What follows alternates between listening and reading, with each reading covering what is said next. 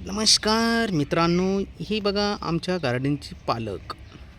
हिरवी हिरवी गार, चविष्ट खायला पण, शिवाय ऑर्गॅनिक.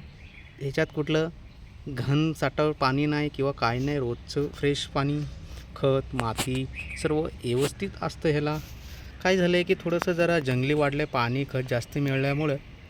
तर आता कसं आहे, ते जंगली ते काय वाढतंच, त्यामुळं काय पर्याय नाही त्याला. हे बघा, ही हिरवी हिरवी गार पालक आहे. हे आम्ही आपली घरगुती लावलेली आहे अशी.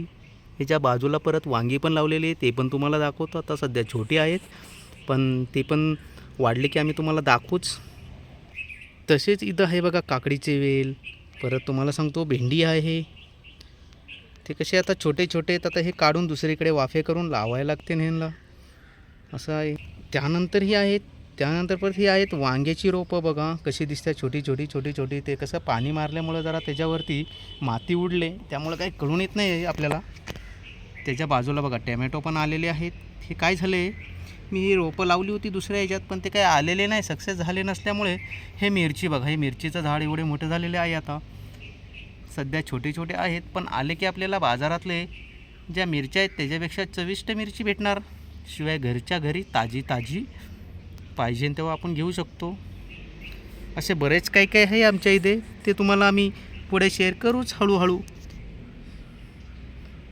तुम्हाला कसे वाटले आमचे छोटे छोटे गार्डनची झाडं ते आम्हाला सांगा, किंवा आमची भाजीपाल्याची वाफे कसे वाटते ते पण आम्हाला सांगा कमेंटमध्ये.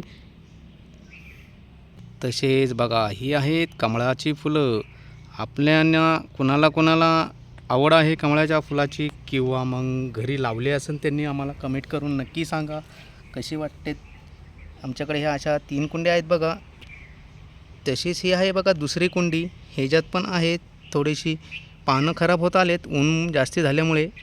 तसेच ही आहे तिसरी कुंडी. एकूण आमच्या 3 कुंड्या आहेत बघा. आणि बाजूला तुळस बघा, केवढी मोठी तुळस आहे ही.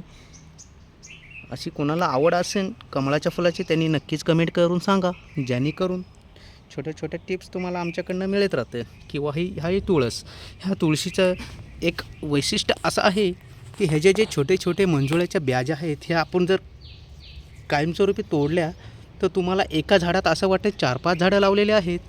त्यामुळं तुम्ही पण आश्चर्य होऊन जासाल, किंवा हे झाड एवढं मोठं दिसेल की तुम्ही जास्वंदीची फुलं असते ना तशी मोठे मोठे झाडं दिसतील तुम्हाला. ही एकच झाड आहे बघा, पण एवढं मोठं की असं वाटतं 2-4 झाडं आहेत.